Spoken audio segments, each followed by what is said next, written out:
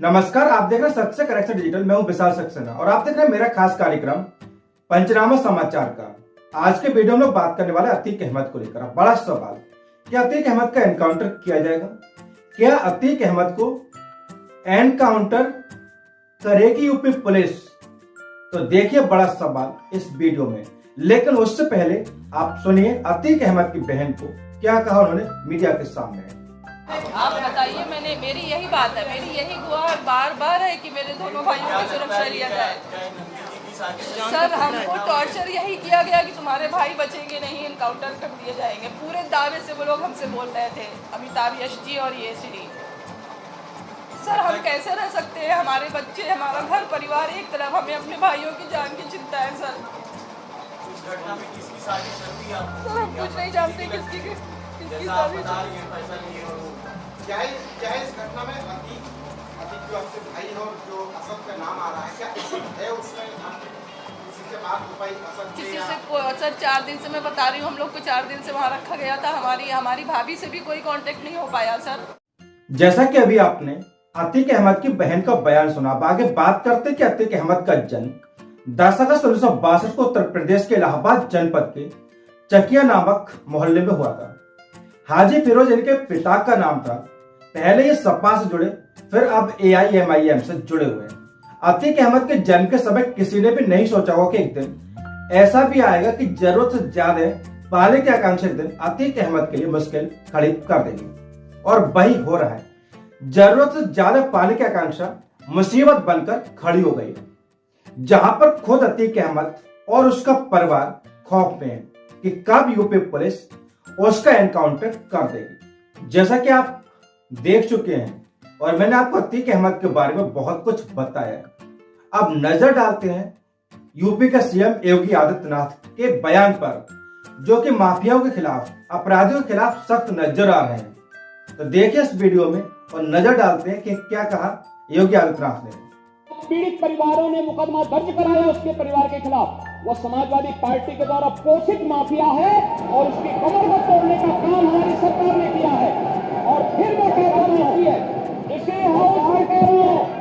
इस माफिया को मिट्टी में मिला देंगे। सरकार किसी है, सरकार किसी है, गफलत में हो, ये माफिया है, इनको मिट्टी में मिलाने का काम करेंगे। दूसरों की जान से खेलने वाला खुद अपनी जान बचाने के लिए भाग रहा है, अपने परिवार की महिलाओं को आगे कर रहे हैं ताकि उसकी जान बच सके। लेकिन यूपी पुलिस है कि पीछे ही पड़ गई है। मामला है उमेश पाल हत्याकांड, जिसमें विधायक राजू पाल हत्याकांड के गवाह राजू पाल व उसके सुरक्षा कर्मियों की गोलियों से भूनकर हत्या करना। आइए नजर डालते हैं अतीक अहमद के पुराने इतिहास पर। तो बता दें कि बात सन 1979 के, जहां पर चकिया मोहल्ले में एक हाई स्कूल फेल लड़का, जिसके पिता तांगा चलाते थे, जल्द से जल्द अमीर बनना चाहता था और वह अमीर बनने के लिए कुछ भी कर सकता था, चाहे वह वैध हो या वैध हो।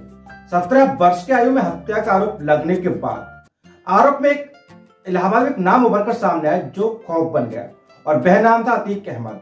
अगर हम पुराने इतिहास को खंगाले तो पता चलता है कि उस समय एक और खौफनाक नाम था चांद बाबा, जिसके यहाँ पुलिस भी जाने से डरती थी। अब अतीक अहमद की उम्र 22 वर्ष के आसपास हो चुकी थी और उसको जाना माना गुंडा जाना जाता था, और नेता भी उसको शरण देने लगे थे, क्योंकि उनका मकसद था चांद बाबा के खौफ को खत्म करना। लेकिन वह यह भूल गए कि जिसको वह पनाह दे रहे हैं वह चांद बाबा से भी खतरनाक चेहरा बनकर उभरेगा। उस समय पुलिस ने अतीक अहमद को भी ठिकाने लगाने का निश्चय कर लिया, मगर एक कांग्रेसी सांसद जो कि प्रधानमंत्री राजीव गांधी के करीबी थे, उनके हस्तक्षेप से दिल्ली से फोन आया और अतीक छूट गए। हालांकि अतीक अहमद पुलिस के लिए सिरदर्द बन चुका था, जिसका खात्मा पुलिस करना चाहती थी। पुलिस ने एक बार फिर उसे दबोच लिया और NSA लगा दिया। अतीक अहमद के परिवार और गुर्गों ने यह अफवाह फैला दी कि अतीक अहमद बर्बाद हो चुका है। उसके सहानुभूति का फायदा अतीक अहमद को मिला और वह 1989 में यूपी में विधानसभा चुनाव में अतीक अहमद ने निर्दलीय पर्चा भरा और विधायक बन गया। अतीक अहमद और चांद बाबा में कई बार गैंगवार हो चुकी थी।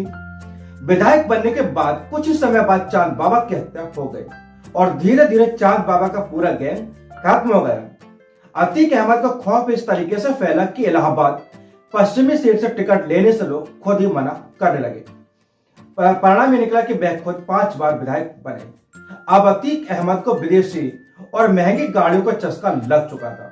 उस समय केवल एक सांसद थे, वे महंगी विदेशी गाड़ियां रख पाते थे, लेकिन अतीक अहमद के पास भी महंगी और विदेशी गाड़ियां हो गई। यह बात सांसद को नागवार गुजरी और उन्होंने विदेशी गाड़ी रखनी छोड़ दी। विदेशी गाड़ी के साथ अतीक अहमद का विदेश हथियारों का शौक भी बढ़ गया। अतीक अहमद पहले लोकल गुंडा, अब बड़े स्तर पर माफिया बन चुका था।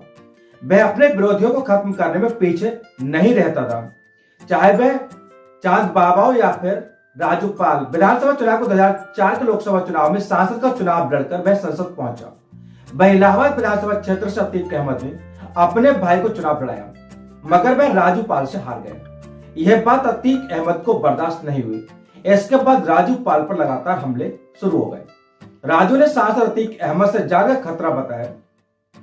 25 जनवरी 2005 को राजू पाल के काफिले पर एक बार फिर हमला किया गया, लेकिन काफी जद्दोजहद के बाद भी राजू पाल को बचाया नहीं जा सका। आगे बात करते हैं कि राजू पाल की हत्या का आरोप अतीक अहमद पर लगा। राजू पाल की पत्नी पूजा पाल ने अतीक, उसके भाई अशरफ, फरहान और आबिद समेत कई लोगों पर मुकदमा दर्ज करवाया।